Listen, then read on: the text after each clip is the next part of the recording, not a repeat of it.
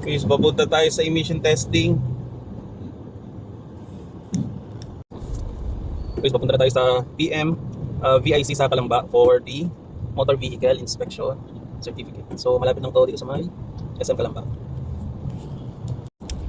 Guys, nandito na tayo sa PM VIC. Kaya guys, pasok lang tayo dito sa entrance for the inspection, and then nakuha natin yung certificate ay payment ng sunod. Okay, so wait lang tayo dito. Yan, dyan sa loob yung ni-inspect yan sa loob.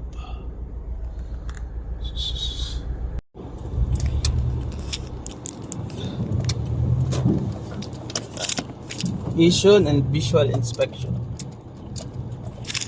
Yan, pumasok na tayo dito guys. Dito na tayo. Yan guys, ito ang emission nakakuha na natin kanina.